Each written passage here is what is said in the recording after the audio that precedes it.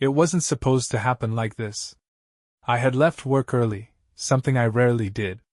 It was Rachel's birthday, and I wanted to surprise her with a night out, dinner, dancing, maybe a weekend trip I hadn't mentioned yet. I even picked up her favorite bottle of wine. I thought I knew what kind of night I was walking into. Instead, I found the truth. When I pulled into the driveway, I noticed the silver sports car parked out front. It wasn't anyone I recognized. My first instinct was that it was a delivery or a contractor, but there were no packages or signs of work being done. I shrugged it off and let myself inside quietly. The house was too quiet. I moved through the entryway, noticing shoes on the floor. Men's sneakers. Not mine. A sick feeling settled in my gut, but I ignored it, telling myself there had to be an explanation. I made my way toward the staircase, pausing as I heard faint laughter from upstairs. Her laughter. And someone else's. A man's. I froze, gripping the banister as the voices became clearer. They were muffled but unmistakable. Rachel's voice, playful and teasing, followed by a deep chuckle. They were in our bedroom. My heart pounded in my chest as I climbed the stairs, each step slower than the last. I didn't want to believe it. Maybe I was overreacting. Maybe it wasn't what it sounded like. But deep down, I already knew. I reached the door and stopped. Through the crack, I saw them, Rachel and him. A younger man, probably mid-20s, his shirt off and his hands all over her. She kissed him like she never kissed me anymore, with a hunger and passion that twisted a knife in my gut. I staggered back from the door, my mind reeling. It wasn't just a betrayal. It was a complete shattering of the life I thought we had. The woman I had loved for 12 years, the woman I built a future with, was cheating on me like I didn't even matter. I didn't confront them. I couldn't. Instead, I turned around and walked back downstairs, my hands trembling. The wine bottle slipped from my grip and shattered on the floor. For a moment, I stood there, staring at the red liquid pooling across the tiles like blood. I cleaned it up robotically, my mind blank. I couldn't think about what I'd just seen. Couldn't feel anything beyond the numb shock spreading through my body. By the time I was done, I knew one thing for sure: I couldn't stay. Not like this. That night, I sat alone in a motel room, replaying everything in my mind. The lies, the late nights Rachel claimed she was working overtime, the cold distance that had crept between us over the past year. I had ignored the signs, chalking it up to stress or routine, but now it was all so clear. I wanted to confront her, to scream at her, to make her feel the pain she had inflicted on me. But another thought took hold: what if I didn't? What if I did something she would never see coming? I stared at my reflection in the mirror, my mind racing with possibilities. Rachel thought she had all the control. She thought she could cheat on me and keep me in the dark, playing the perfect husband while she lived a double life. But what if I took that power away from her?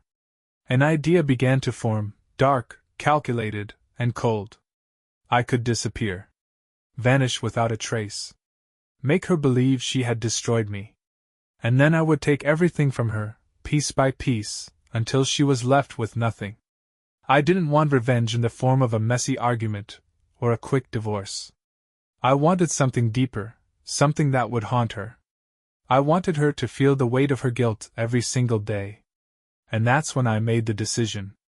Adam Hayes, devoted husband, was about to die, at least as far as Rachel was concerned.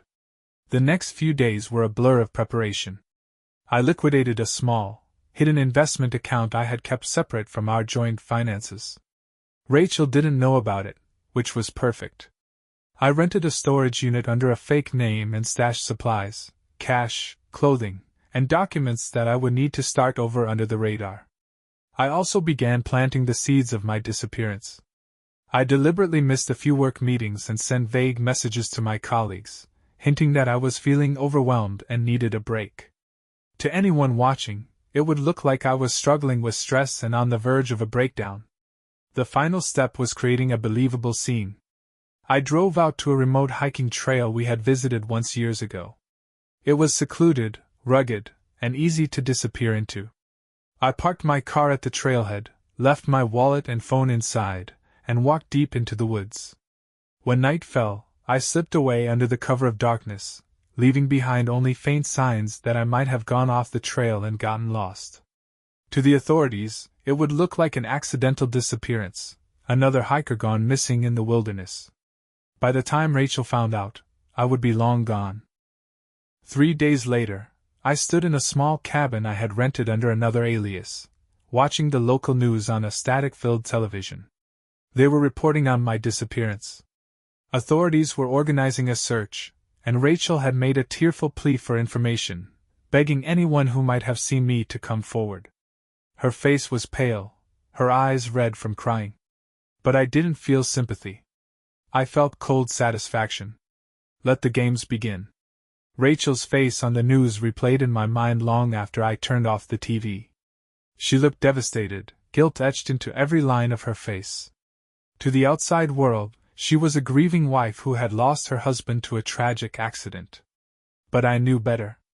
Those tears weren't for me. They were for the weight of her own actions, the lies she told herself to justify betraying me.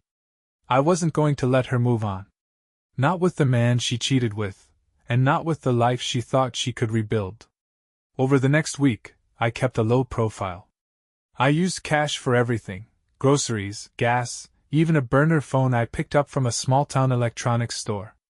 I spent my time researching Rachel and Greg, the lover. Greg Jacobs.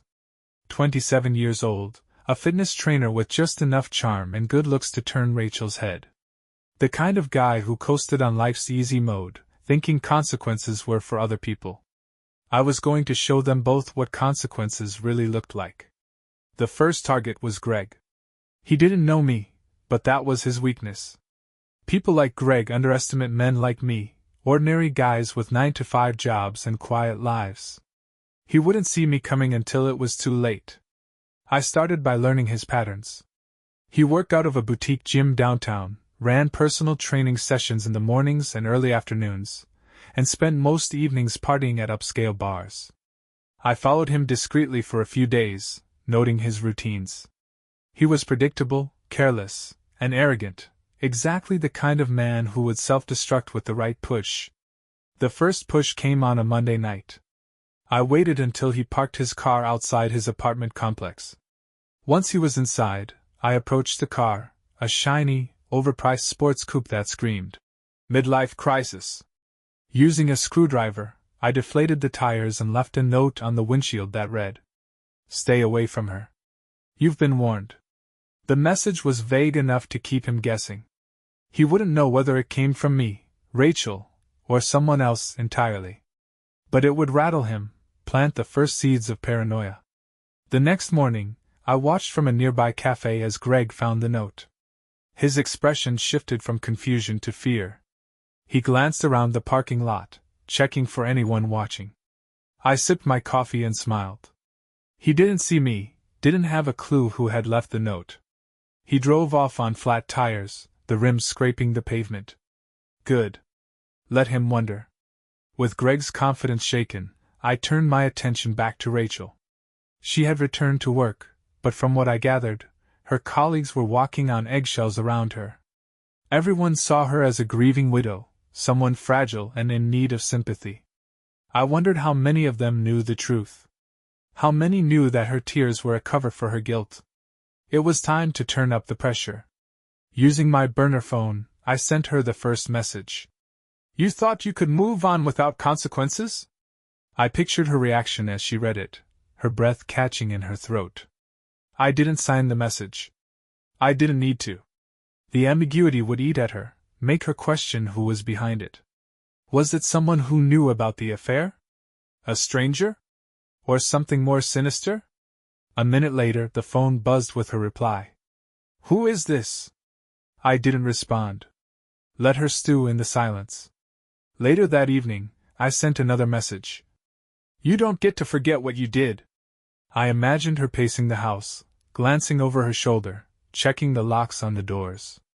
I wanted her to feel trapped by her own mind, to wonder if the walls were closing in on her. By the end of the week, Rachel's perfect facade was beginning to crack. I saw it in the way she carried herself in public, nervous, distracted. She no longer walked with the confidence she once had. And Greg? He was unraveling just as quickly. He reported the note to the police, but they didn't take him seriously. Why would they? He had no proof of who left it, and no evidence of a real threat. I made sure there was nothing for them to trace. Greg, for all his bravado, was alone in his fear. On Friday night, I made my next move. I broke into Rachel's email account. A simple password reset gave me full access. As expected, there were messages between her and Greg. They hadn't contacted each other much since my disappearance. Greg was worried about the note, while Rachel tried to calm him down. "It's probably nothing," she had written. "Just some random prank. Don't let it get to you." But I could tell she didn't believe that. Her words were hollow, desperate attempts to maintain control over a situation slipping through her fingers. I sent Greg an email from Rachel's account. It was short but effective. "We need to stop seeing each other. I can't do this anymore." Within minutes, Greg responded. His panic was evident even through the screen. "Wait, what? Are you serious? We need to talk. Call me. Please." I deleted the email without replying. Greg was already on edge. This would push him closer to breaking. He would spiral, doubting everything Rachel had told him. By the end of the night, I had set the pieces in place. Rachel's lover was unraveling. Rachel herself was walking a tightrope of paranoia and guilt. They didn't know it yet, but the life they had built on lies was about to crumble. I was just getting started. The following week, things began to fall apart for Rachel and Greg faster than I anticipated. Guilt and paranoia are powerful tools when used correctly. All I had to do was keep pushing. On Monday morning, I sent another message to Rachel. "I know what you did. He'll leave you just like you left me." No name, no details. It didn't need any. She knew exactly what it meant. At noon, I received an update from a friend I still trusted at work. Rachel had shown up late, visibly shaken. She barely spoke to anyone and kept her office door closed all day. Rumors spread that she wasn't handling my disappearance well, and a few coworkers speculated that she might take a leave of absence. She wasn't just struggling to function, she was deteriorating. And I wasn't done yet. Meanwhile, Greg was spiraling in his own way. I watched from a distance as he argued with someone outside his gym. He was agitated, pacing in front of the building and waving his hands as if trying to explain something. His reputation as the charming, easygoing trainer was slipping. From the messages I intercepted, I knew why. Rachel was pulling away, leaving him without answers. I had effectively cut off his lifeline. Without Rachel to reassure him, Greg was flailing. He sent her multiple messages every day. "Rachel, call me. What's going on? Did you get my last message? You're scaring me. I can't believe you're doing this. We need to talk." Rachel ignored all of them. Whether it was because of the messages I'd sent her or her own crumbling state of mind, I didn't know. But it was working. By Wednesday, I decided to escalate further. I sent Greg a text from an anonymous number. "She's done with you." She never cared. I watched him read the message from a cafe across the street. His face contorted in confusion, then anger. He looked around, as if expecting someone to jump out and reveal themselves. He didn't know who was toying with him, and that uncertainty was tearing him apart. Good. That night, I left a voicemail on Rachel's phone. I didn't say anything, just a deep, steady breathing sound. I knew it would unsettle her. She'd hear it and wonder who was behind it. Was it me? Someone else who knew about the affair? It didn't matter. The point was to keep her on edge, to make her feel like the walls were closing in. An hour later, I got confirmation that it had worked. Rachel's neighbor, an older woman named Linda, called the police to report suspicious activity near the house. I watched from a parked car down the street as officers arrived and spoke with Rachel on the front porch. She looked exhausted, her hair disheveled, her eyes hollow. The police didn't stay long. After they left, Rachel locked all the windows and turned off the lights, retreating into the shadows of the house. She was afraid. But fear wasn't enough. Not yet. The following morning, I went a step further. I hacked into one of her utility accounts and scheduled a temporary service interruption. At exactly 9 p.m., the power to her house went out. I pictured her in the dark, heart racing as she stumbled through the halls, trying to figure out what was happening. Maybe she thought someone had cut the power. Maybe she thought it was me, coming back to haunt her. I didn't care what her mind conjured. I just wanted her to suffer. Around midnight, Rachel finally broke. She called Greg, her voice frantic. I had tapped her phone through an app linked to her old security camera system, so I could hear every word. "Greg, I think someone's following me," she whispered. "Rachel, what the hell is going on?" Greg asked. "You've been ignoring me for days." "I can't explain right now," she stammered. I think I'm being watched.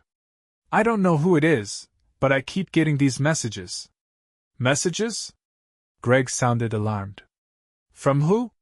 "I don't know. They won't say, but they know about us. They know everything." There was a long pause on the line. Greg finally spoke, his voice tense. "Rachel, do you think it's Adam?" The question hung in the air like a loaded gun. I leaned forward, listening intently. "That's impossible," Rachel said after a moment. He's gone." "You sure about that?" Greg asked. "I mean, what if—" "Don't," Rachel interrupted. "Don't say it. He's gone. He has to be." She didn't sound convinced. Over the next few days, I continued to chip away at their sanity. I sent more cryptic messages, left eerie voicemails, and ensured that both of them felt watched at all times. I wanted them to question everything, to feel like their sins were coming back to haunt them. Rachel barely left the house. Greg started avoiding his usual haunts, sticking to back streets and looking over his shoulder. They were unraveling, their paranoia consuming them from the inside out. But the best part? They still didn't know it was me. Not yet. By the end of the week, Rachel's paranoia reached a breaking point. She called Linda, the neighbor, and asked if she could stay with her for a few nights. She was too afraid to be alone. I watched from my car as she carried an overnight bag across the street, glancing around nervously like a hunted animal. The life she had built on lies was crumbling around her. She thought she had escaped the consequences of her betrayal. But she was wrong. This was just the beginning. Rachel had crossed the street to stay with Linda, but even in someone else's house, I knew she wouldn't feel safe. Fear isn't something you can escape by changing locations. It clings to you, festering in the mind. I made sure of that. The next morning, I called Linda's landline using a voice distortion app. When she answered, I didn't speak. I let the silence stretch, interrupted only by faint breathing. "Hello?" Linda asked again, her voice uncertain. "Who is this?" I hung up without saying a word. It was a small move, but it served its purpose. Rachel would hear about it, and her anxiety would spike. By the afternoon, the news of my disappearance was still making occasional headlines. Search efforts had officially been scaled back, with authorities stating that they feared the worst. I found it amusing how quickly everyone assumed I was gone for good. It fit perfectly into the narrative I had built: Adam Hayes, the overworked husband who snapped and vanished into the wilderness. Rachel had probably expected to mourn me quietly and then move on with Greg. But there would be no peace for her. Not while I was still pulling the strings. That night I made my next move. I hacked into Rachel's work email and sent a message to her boss from her account. It read, "I can't keep up with my responsibilities right now. I need time off to deal with personal matters." Her boss replied within an hour, expressing sympathy and confirming a 2-week leave. Just like that, I had isolated her even further. No work, no daily routine to ground her. Just the endless hours of waiting and wondering when the next scare would come. Rachel called Greg again that evening. Once more, I listened in through the security system's feed. Her voice was brittle, each word trembling under the weight of her fear. Greg, I need to know. She whispered. Do you think someone's watching us? Greg hesitated. I don't know, Rachel. Maybe it's just in our heads. Then explain the messages, she said, her voice rising. Explain the note you got on your car. Explain the phone calls. I can't, Greg admitted. But whoever it is, they're messing with us. Maybe it's someone from work, someone jealous or pissed off. Or maybe it's Adam, Rachel said quietly. Greg sighed. Rachel, we talked about this. He's gone. We don't know that, she snapped, cutting him off. What if he's alive? What if he's doing this to punish us? Greg didn't respond immediately. I could hear him breathing, weighing her words. It was a beautiful moment, watching their paranoia take shape, feeding off each other's fears. They were losing control, just as I had planned. By the next day, Rachel was visibly falling apart.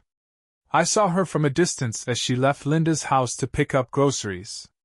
She moved like a shadow of her former self, head down, shoulders hunched, constantly glancing around as though expecting someone to jump out at her.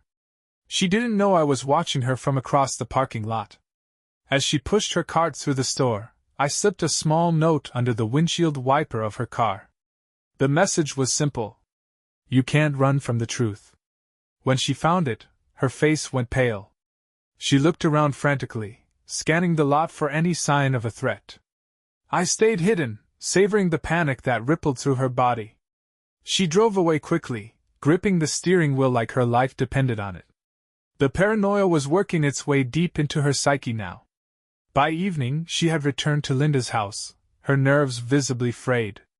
She kept the curtains drawn and locked every door and window, as if physical barriers could protect her from the terror I had unleashed. But I wasn't done. At exactly 2 a.m., I sent another message. How do you sleep at night, knowing what you did? She didn't reply, but I knew she saw it. I imagined her lying in bed, staring at the glowing screen, her heart racing. The darkness around her would feel suffocating, every shadow a potential threat. Greg, on the other hand, was cracking in his own way. He had stopped going out as much, retreating into his apartment like a cornered animal. He didn't know where the next attack would come from, but he was expecting it. I wanted him to live with that fear, to dread every knock at the door, every unfamiliar phone call. To add fuel to the fire, I called him from another burner number. When he answered, I used a low, distorted voice. She's lying to you, I whispered. She'll betray you just like she betrayed him. Who the hell is this? Greg shouted, but I hung up before he could say more.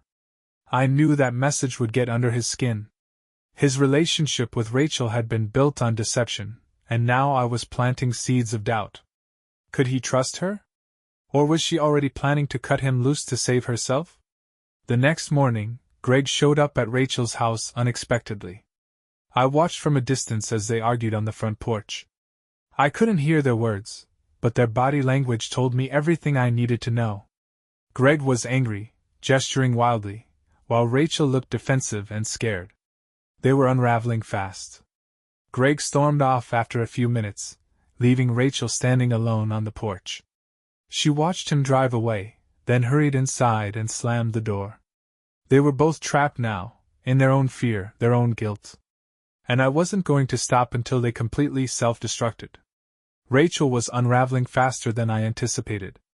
The combination of fear and guilt had left her fragile, paranoid, and isolated. With Greg now keeping his distance, she was utterly alone, exactly where I wanted her to be. The morning after their argument, she stayed inside Linda's house, barely peeking out from behind the curtains. I imagined her pacing, replaying the strange messages and events over and over in her mind. How long would it take before she broke completely? I wasn't about to stop now. It was time to increase the pressure. That afternoon, I called Linda's landline again. This time, I spoke, just one word. Rachel. I made my voice soft, barely more than a whisper, but filled with enough menace to freeze her blood. Linda answered, but I didn't engage. I let the silence linger for a few seconds, then hung up. Minutes later, Rachel appeared at the window, peering out nervously. She was jumpy, twitching at every movement beyond the glass. I stayed out of sight, watching from a parked car down the street. Rachel's next move was predictable. She called Greg. I tapped into the call, listening as she practically begged him to come over. "Greg, please," she said, her voice shaky. "I need you here. I can't take this anymore." "I don't know, Rachel," Greg replied hesitantly. "You've been acting off lately. I don't know what's going on, and I don't want to get dragged into something dangerous." "Dangerous?"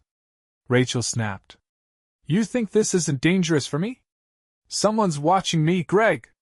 They know about us. I can't do this alone." Greg sighed heavily. "Look, maybe it's just in your head. Maybe it's, I don't know, grief or guilt messing with you." She fell silent for a moment, her breathing ragged. "You think I'm imagining this?" "I'm not saying that," Greg said quickly. "But whoever's doing this hasn't actually hurt you, right? Maybe they're just trying to scare you." "Well, it's working," she whispered. "Please, Greg. I just need you to believe me." "Fine," he relented. "I'll stop by later." "Thank you," she breathed, her relief palpable.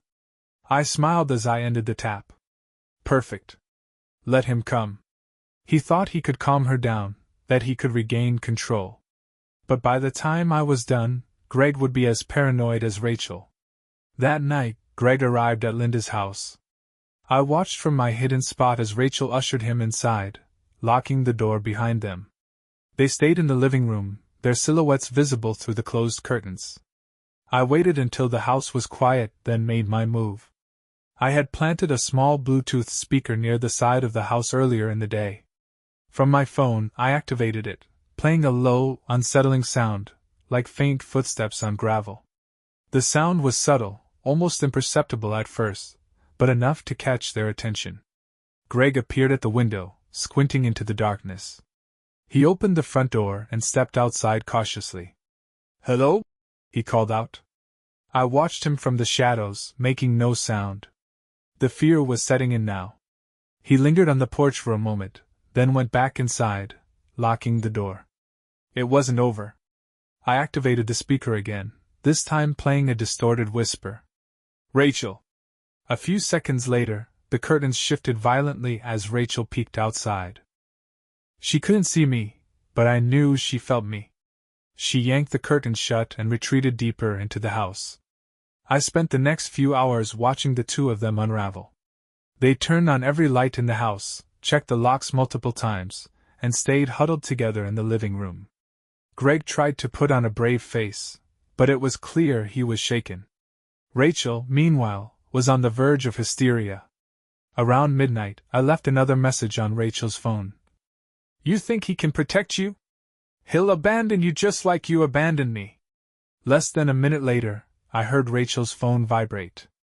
From my vantage point, I saw her grab it and read the message. Her hand flew to her mouth, stifling a sob.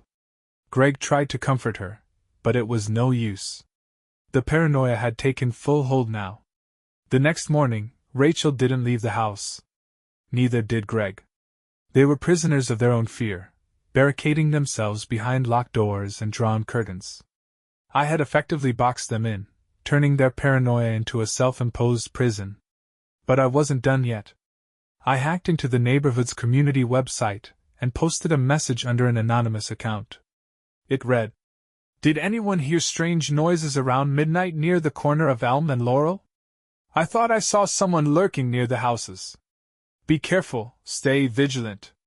Within hours, neighbors began commenting, sharing their own stories of strange sounds and sightings. The paranoia spread like wildfire, adding another layer of fear to Rachel's already fragile state. By that evening, Rachel was a wreck. Greg, too, was showing signs of breaking. They argued frequently now, their once secret romance cracking under the pressure. "You're not helping!" Rachel shouted during one argument. "You just keep telling me it's in my head." "Well, it's not. Someone is out there. And what do you expect me to do about it?" Greg shot back. "You want me to stand outside all night with a bat? This whole situation is insane, Rachel. You're insane if you think you can just walk away from this, she hissed. They were turning on each other, just as I'd planned. Greg stormed out that night, slamming the door behind him. Rachel was left alone, trembling in the darkened house. I watched her from my car, knowing she was teetering on the edge of complete breakdown. Good. Let her fall. Rachel was losing her grip on reality. Every small noise, every shadow at the corner of her vision sent her into a panic. Alone now, without Greg to steady her, she was left with her thoughts, and those thoughts were devouring her from the inside out. The night Greg stormed out, I watched Rachel through the window as she paced back and forth in Linda's living room. She kept glancing at her phone, waiting for a message from him that never came. She was jumpy, paranoid, unable to sit still. I knew how fragile she had become.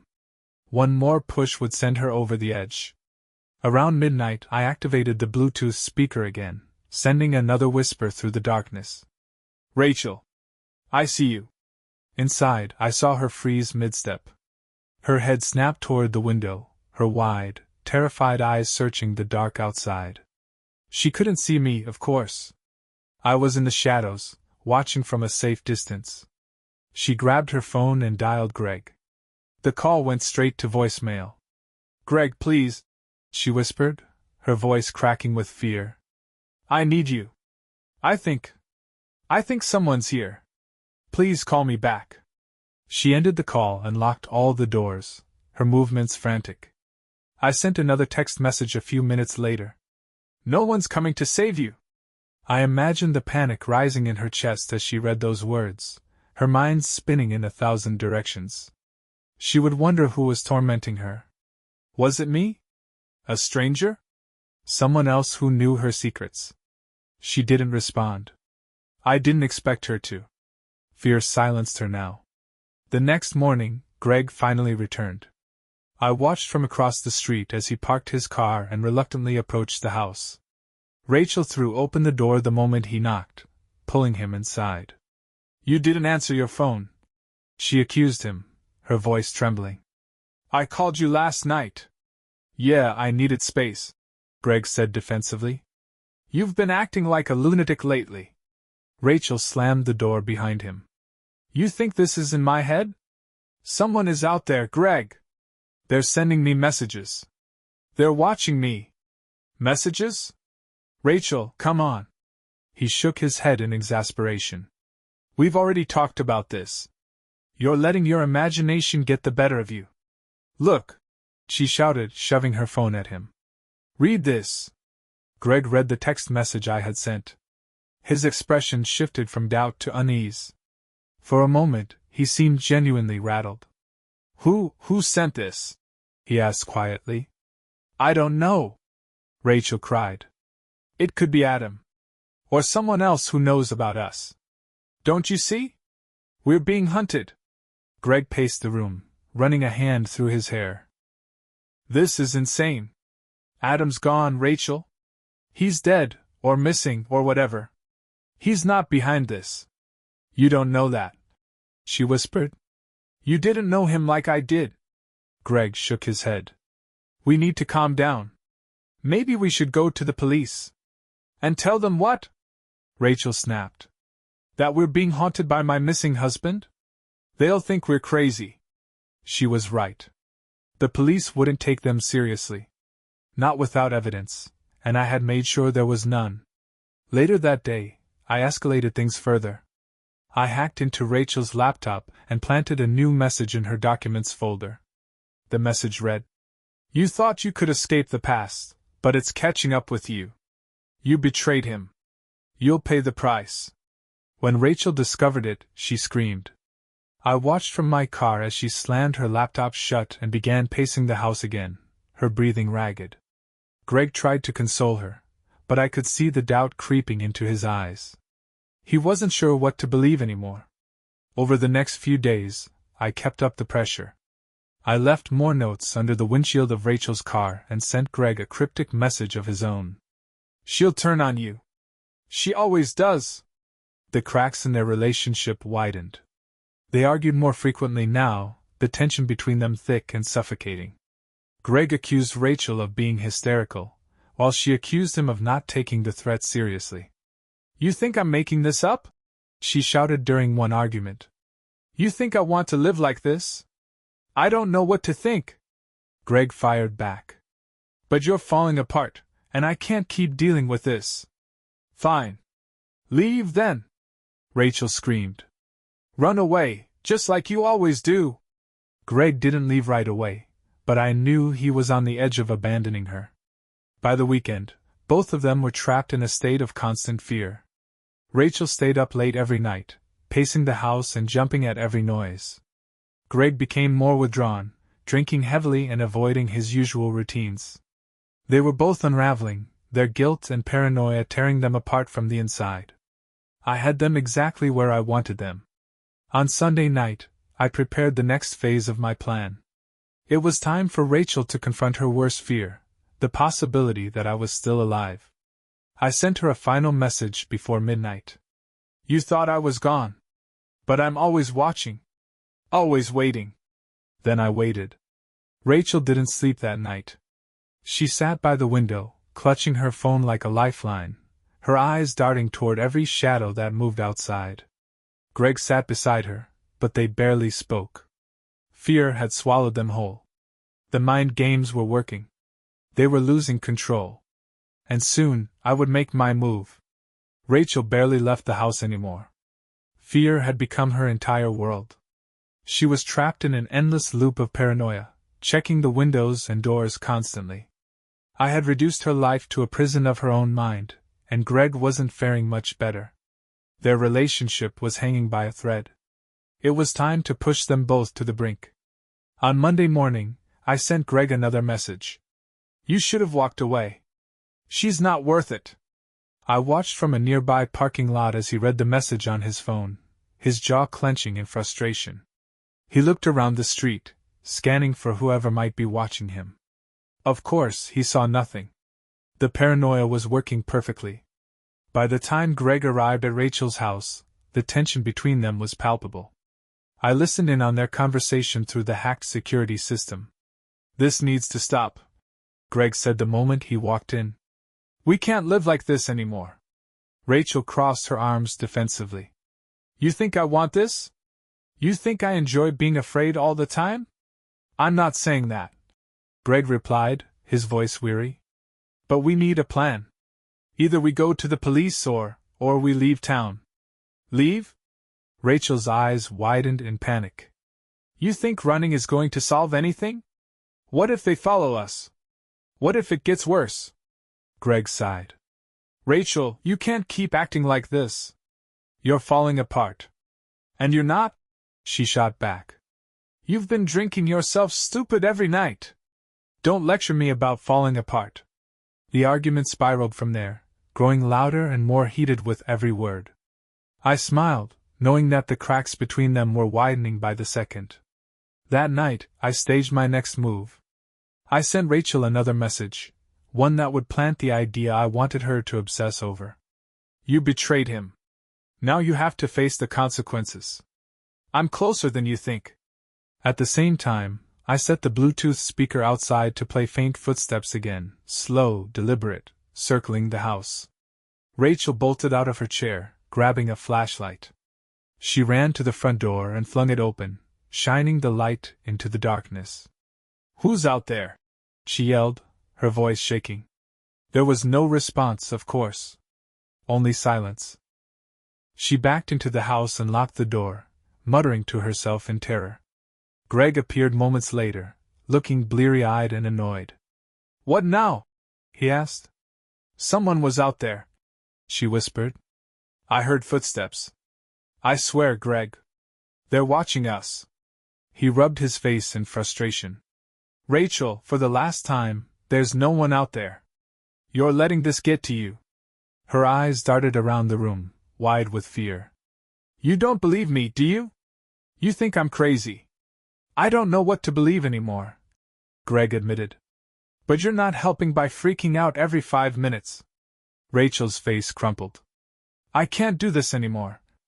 I just can't." "Maybe you should get some help," Greg suggested cautiously.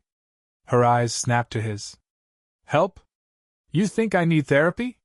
You think I'm the problem here? I didn't say that, he replied, holding up his hands. But this isn't normal, Rachel.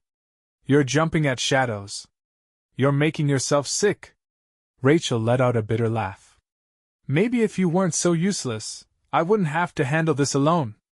The words hit Greg hard. His expression darkened, and for a moment, I thought he might walk out again. But instead, he clenched his fists and stormed off to another room, slamming the door behind him. Rachel stood frozen for a moment before collapsing onto the couch, sobbing quietly. The next day, Greg didn't come back. Rachel called him repeatedly, but he ignored her. I intercepted a message he sent to one of his friends. I'm done. Rachel's losing it. I can't take the constant paranoia. I need to get out of this mess before it pulls me under. Perfect. He was distancing himself, just as I had planned. Rachel would soon be completely isolated. I sent her another message that evening. Even he's abandoning you. Just like you abandoned me. Rachel's response came almost immediately. What do you want from me? I didn't reply. Letting her stew in her own anxiety was far more effective than giving her answers. That night, Rachel's paranoia reached new heights. She turned off all the lights in the house, as if hiding in darkness would make her invisible. I could see her silhouette moving through the rooms, peeking out from behind curtains, clutching her phone like it was her only lifeline. Every creak of the floorboards, every rustle of wind outside sent her into a panic.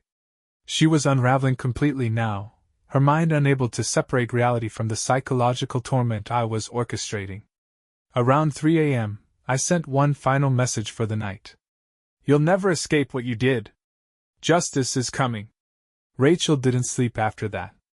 I watched as she paced the house until dawn, her body trembling with fear. The trap was tightening. Soon, it would snap shut entirely. By now, Rachel was caught in an endless downward spiral. Every flicker of shadow, every creak in the house drove her closer to the edge. She barely slept, barely ate. The once confident woman I had married was gone, replaced by a nervous wreck, drowning in fear and guilt. Greg hadn't returned. He was done with her, and Rachel knew it. She had reached out to a few friends, but their sympathy had worn thin. To them, she was simply a grieving widow consumed by paranoia. They had no idea of the web of lies she was trapped in, or the hand I had played in weaving it. I kept the pressure up. I sent her more messages, each one designed to push her closer to breaking. It's not over, Rachel. You'll never be free of this. I watched as she paced the living room, clutching her phone, tears streaming down her face. She typed a reply, but then erased it. She didn't know what to say anymore. Good. Silence was a sign that fear had fully consumed her. That evening, Rachel finally cracked. I intercepted a call she made to the police. Her voice trembled as she spoke. I think someone's stalking me, she said. Ma'am, can you describe the situation? The dispatcher asked. I've been getting messages, Rachel continued. They are threatening. And there's been someone outside the house. I've heard them at night. The dispatcher remained calm. Do you have any evidence of this? Have you seen anyone directly? No, Rachel admitted. But they're watching me.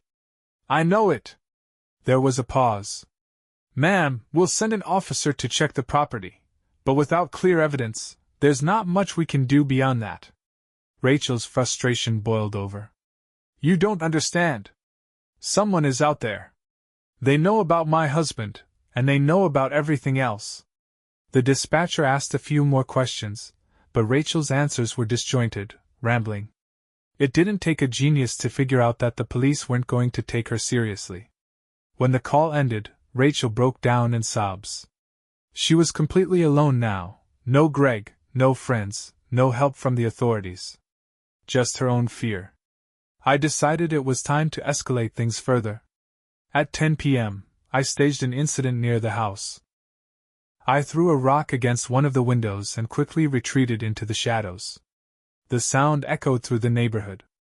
I could hear Rachel scream from inside. Seconds later, she burst onto the porch, flashlight in hand, her eyes wild with terror.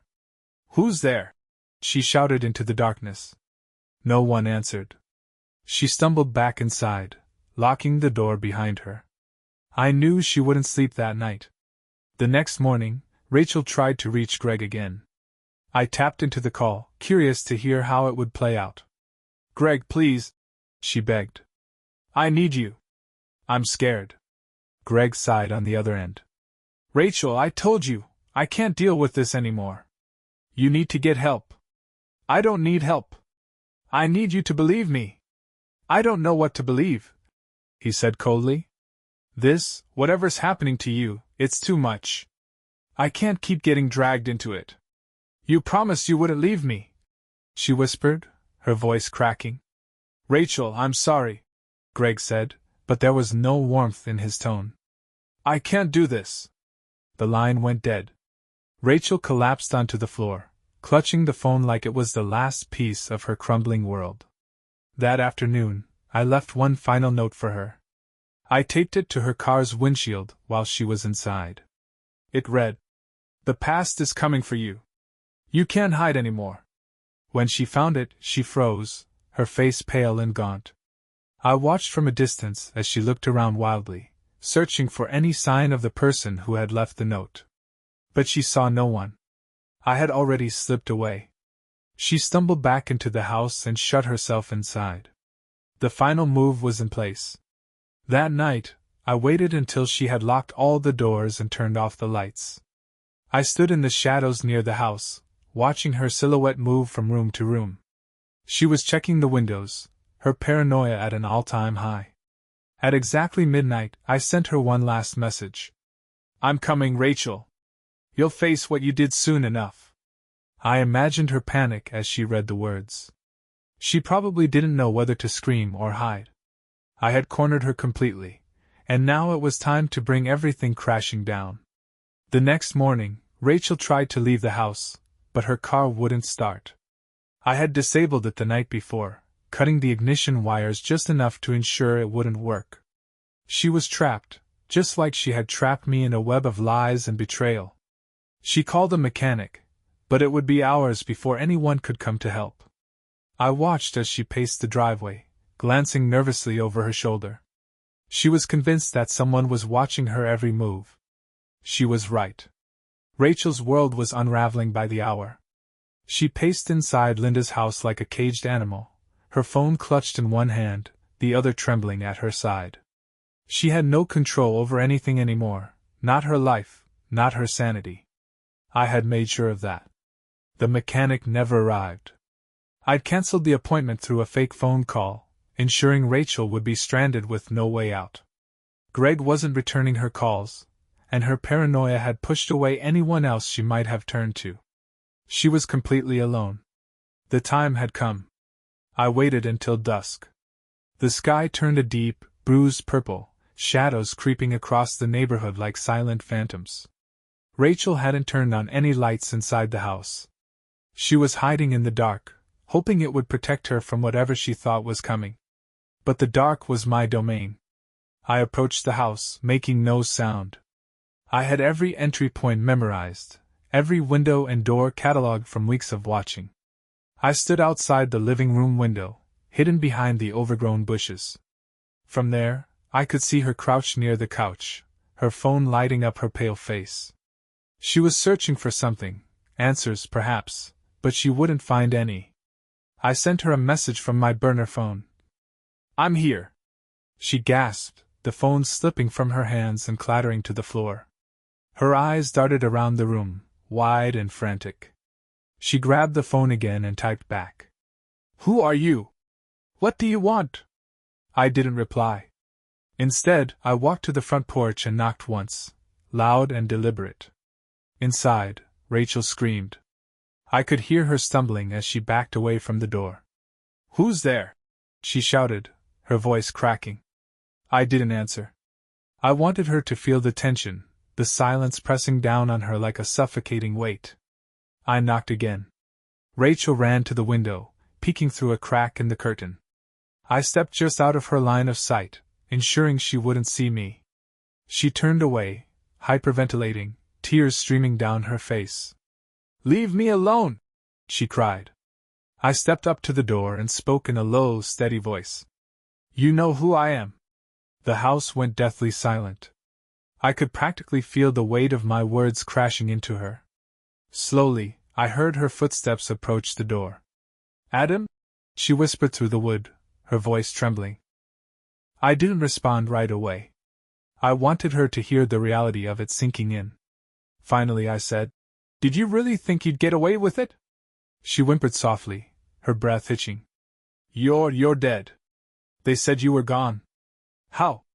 "I saw everything, Rachel," I interrupted, my voice cold. "I saw you with him. I heard your lies. And now you're going to face the truth." "No." She shook her head, panic overtaking her. "It wasn't like that. I didn't mean, Adam, please." "You didn't mean to betray me?" I shot back. "You didn't mean to destroy everything we built?" Her sobs grew louder. "It was a mistake. I was scared, I was." "You were selfish," I said, cutting her off. "And now you're paying the price. You thought I was gone. But I've been watching you this whole time. Please, Adam," she begged, her voice breaking. "I'm sorry. I'm so sorry." I stepped closer to the door, lowering my voice to a whisper. "Sorry doesn't erase what you did." There was a long pause. I could hear her breathing, fast and shallow, like a hunted animal. Finally, she collapsed to the floor on the other side of the door. "Please," she whispered again, barely audible. "I'll do anything. Just tell me what you want."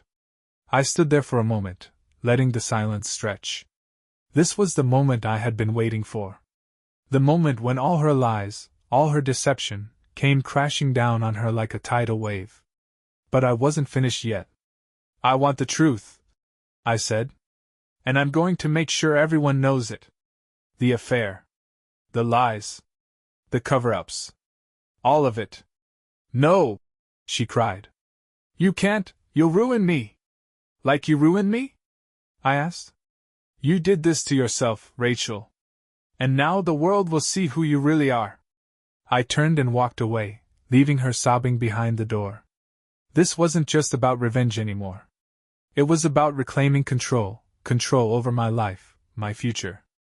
I had the evidence, the leverage, and now the upper hand. Rachel was finished. The next morning, the final phase of my plan unfolded. I sent copies of Rachel's incriminating texts and financial records to Greg, as well as a few of her closest friends. The truth spread like wildfire. Greg, in a panic, distanced himself completely, posting vague statements on social media about toxic relationships. Rachel's friends? They turned their backs on her. Sympathy turned to suspicion. Within days, rumors spread across her workplace and social circles. People whispered about the affair, about her strange behavior since my disappearance. The woman who had manipulated me was now under the microscope, her lies laid bare for all to see. Meanwhile, I reached out to legal counsel, quietly preparing for the next steps. Divorce. Asset division. I had all the proof I needed to secure the upper hand. Rachel wouldn't be able to challenge me. That evening, I stood outside the house one final time. Rachel was inside, alone, sitting in the dark. The woman who had once controlled everything in her life was now a shadow of herself. I had reclaimed my life. And she would never forget it.